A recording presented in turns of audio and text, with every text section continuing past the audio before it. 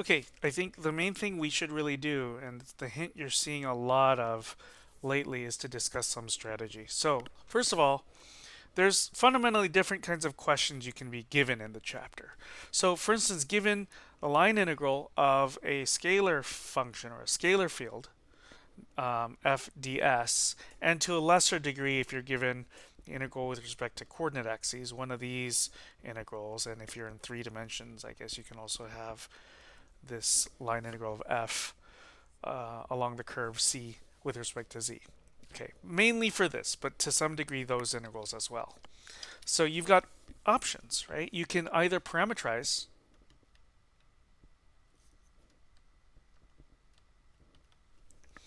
the curve c and make a dt integral. That's an option. You can always do that. Or if you're lucky, maybe that integral doesn't work out so nicely. So you should at least consider perhaps some other options. You can sometimes turn this into, well, sorry, you can always turn this first one for sure into the integral of a vector field f dot dr to use additional techniques. So if you're unsure, first of all, wait, you can turn this into this kind of integral to that. Go back and look at the connection between the two types of line integrals. So let's say a word then about this type of integral now, right? So given the line integral um, along a given curve C of a vector field f dot dr arrow, then what are the techniques? Well, I'd like to draw a little bit of a table to try to comment on this. So first off, there's going to be some row headings and some column headings. Yeah, let's do something like that. There's going to be a little block in the middle, which I know seems a little awkward. And then we're going to split into 2 columns and 2 rows. So what you do with this integral here kind of depends on a number of situations. So is f conservative or not?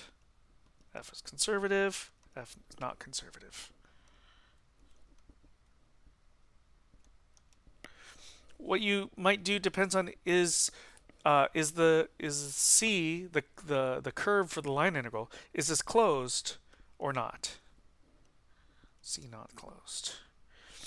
Okay, first of all, what about in this space here? So conservative vector field integrate over a closed surface, over a closed curve, that's just going to equal 0, right?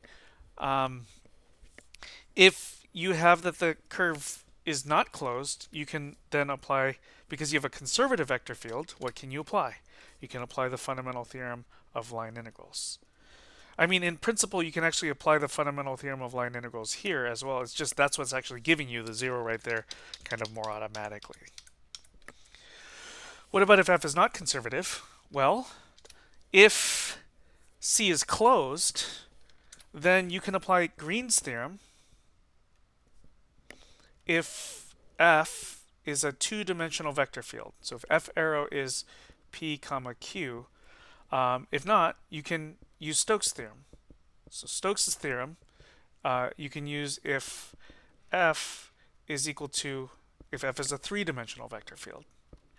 Now, just comment, when you do this the Stokes theorem way, you're going to need to, by converting the line integral into a surface integral, you are going to have to parameterize a surface S when you do this. Just need to comment on that.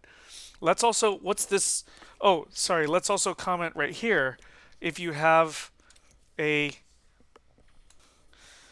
F is not conservative and C is not closed, well, then there's no special technique. It's just needed to mention that. So then what's this with this awkward box in the middle? This is a thing that you can do no matter what situation you have, any of the situations. So even this one where there was no special technique, don't lose hope, you can at least always do this. It's just this box here in the middle is, you can always do the following, right? You can always parameterize the curve C and then make a dt integral?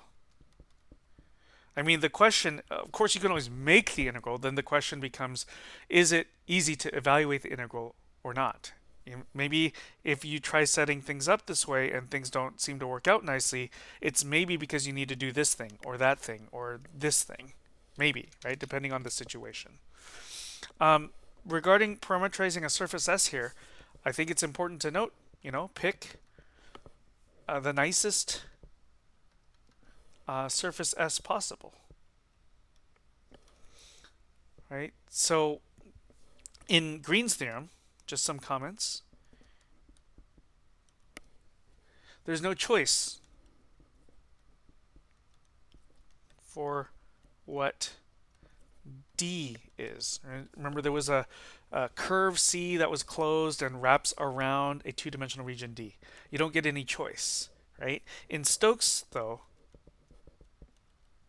in Stokes' theorem, it's because there's just more leeway in three-dimensional space. There's more wiggle room for things. Use the easiest to work with surface. That of course works. It needs to have the right boundary. Yeah. So that's one difference between Green's theorem and Stokes' theorem. Is that, of course, Stokes' theorem is a bit harder to use, but if you have a vector field that's three-dimensional, you should really be using Stokes' theorem, and at least you can get your choice of what surface you use up within reason, right? The boundaries of the surface you pick still needs to be C. Now, what if you're given? Okay, so that's now the next type of integral we're given we need to talk about, right? So what if you're given the double integral over a surface of some scalar function f ds? Now, you can take the surface that's being mentioned here and parameterize it. You can parameterize S, or maybe you've got a function of two variables and the surface is just the graph of that. Then whether you do Green's theorem here or you take this and you are directly looking at an integral, you have a double integral to do. If, on the other hand, your little f here is actually, it could be that little f is the curl of a vector field dot n, right? Then you can, well, you can compute it directly, again, if you want, like this way. But often the thing you'll do is that you'll use Stokes' theorem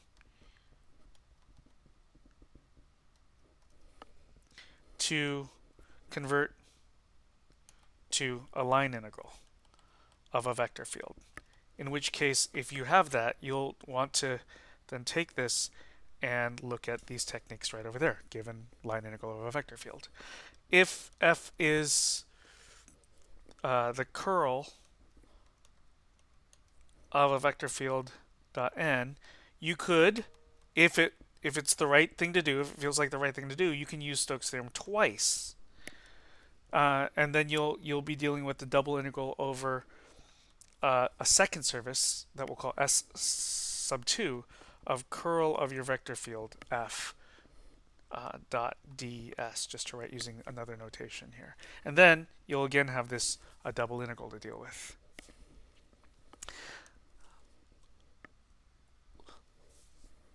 Last, and this is a newer thing for us, if f is a vector field capital F dot n, this means you could be, well, you could compute directly, of course, right? So this, in all of these, you always have the option to compute directly, right? Or you could, oh, and S is closed. The new thing is you can use the divergence theorem. And when you do so, you'll have a triple integral. Okay, some more comments are in order. Let's say you do have a double integral. Well, then you can do this as a dx dy. Or you can choose to implement and evaluate your integral as a dy dx. Or if the region is a certain type of shape, you might choose to convert your integral to polar coordinates and have an r dr d theta up here. So then, what about your triple integral? Well, you can say that based on the shape of the region, it's most convenient to have a dx, dy, dz, or a dx, dz, dy, or a dy, dx, dz, or a dy, dz, dx, or a dz, dx, dy, or a dz, dy, dx. One of those. Or, based on the shape, maybe it's most convenient to turn your integral into cylindrical coordinates and have an r, dz, dr, d theta. Or, based on your shape, it might be most natural to turn the triple integral into one using spherical coordinates and have a rho squared sine of phi d rho d theta d phi appear. So you've got lots of, if we step back here for a second, lots of strategic choices to make of what kind of path do you follow along.